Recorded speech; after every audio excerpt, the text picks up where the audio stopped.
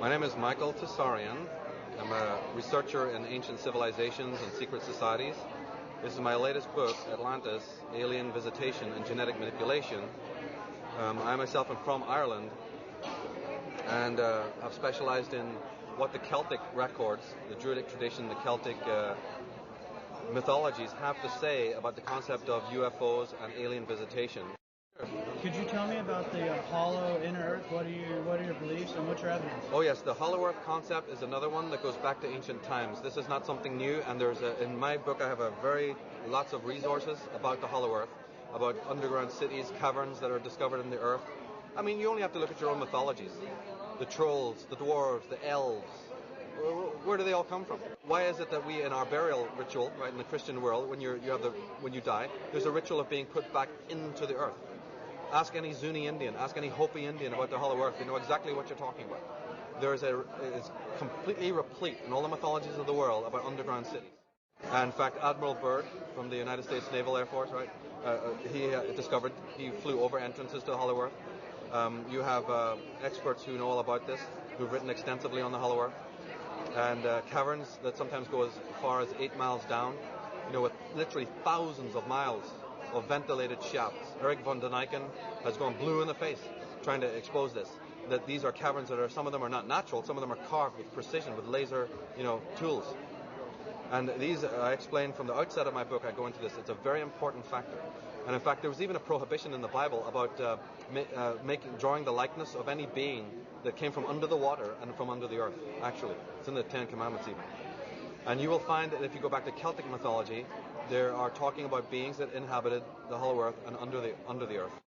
I've studied a lot of the ancient texts that have been combined and written into several other old books.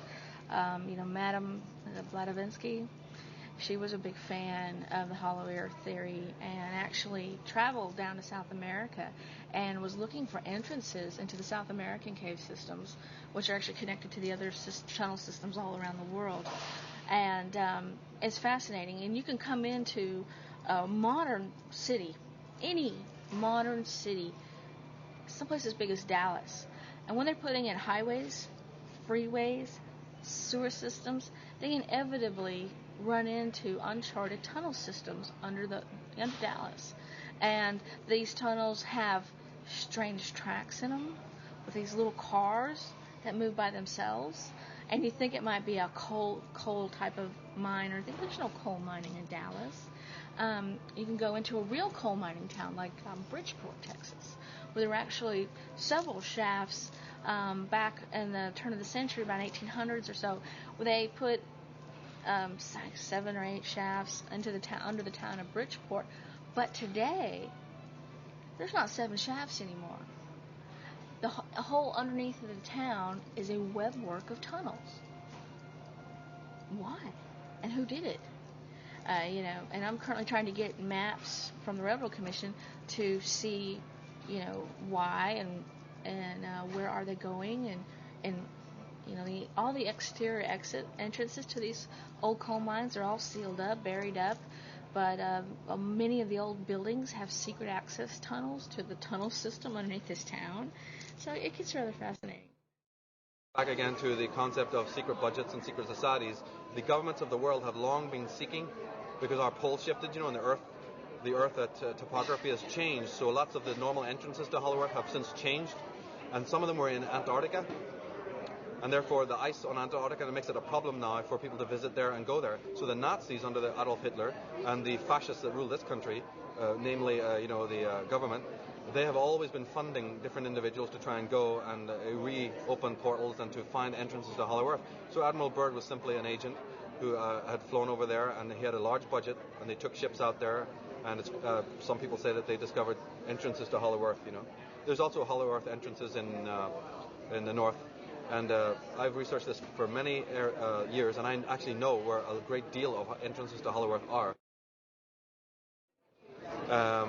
What brought Atlantis down was what the mythologies say brought it down, which was a war between the gods, or a conflict between beings that were called the gods, and the kinds of technologies that they were using. This is a motif that you find in mythologies of the ancient world. The beings who interfered with our history are still around, or at least their descendants are still around, behind the thrones of government. And not only do we have to deal with the existential problem of evil within ourselves, we also have to deal with the social nihilism, the governmental paradigm, right, coming out of the 11th century BC, where the great empires of Sumeria and Babylon rise, and they're based on tyranny, territorialism, suppression of the earth, suppression of women.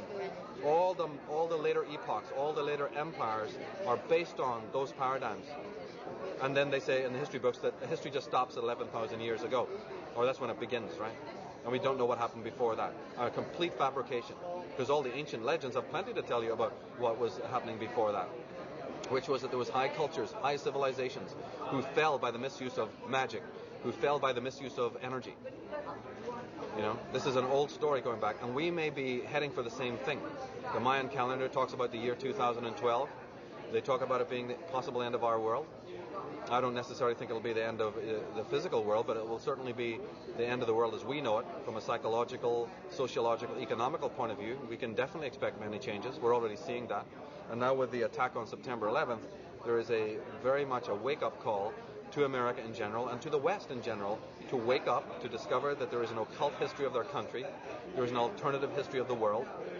And so my book also focuses on that. You know, the latter part of the book is about solutions, about the occult history, how these alien beings have infiltrated into our societies and are still around. I address the reptilian concept, which has been, of course, the center of what David Icke has been doing, and we have certain differences. And Zachariah Sitchkin's work, I talk about that. I'm in the tradition of these kinds of scholars. It is crucially important that this is not accepted as mere history lesson of the past. These motifs have a very great bearing on our age. We talk about the alien DNA from our human point of view. You could use the word evil. You know, maybe it's not quite the right word, but it certainly is a word that implies that whatever the alien mentality was, it was different than ours. And I'll be specific about that.